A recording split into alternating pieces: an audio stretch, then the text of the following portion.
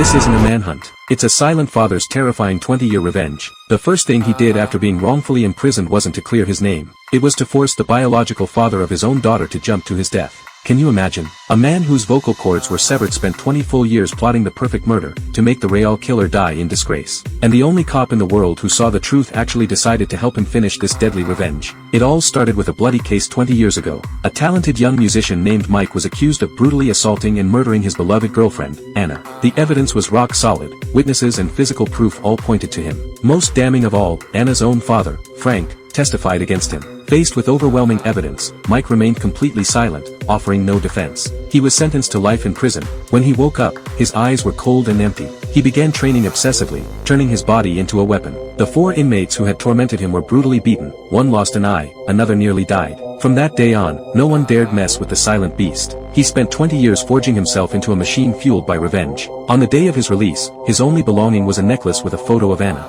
He licked an ice cream cone, leering at women on the street with a creepy smile. Then he saw a massive billboard featuring the pianist Frank, the man who had testified against him. 2 decades of rage exploded. He smashed the lightbox to pieces and tore down the poster. To get closer to his target, he took a job at a piano store under a fake name. There, he heard beautiful music drifting from a practice room. When he peeked through the door, he was stunned. The girl playing piano looked identical to Anna from his necklace photo. Even more shocking, her father was Frank, the hypocritical pianist. He followed the girl, Lisa, home and witnessed something horrifying. Frank had a twisted need to control her. Just because a male classmate called, he beat Lisa brutally.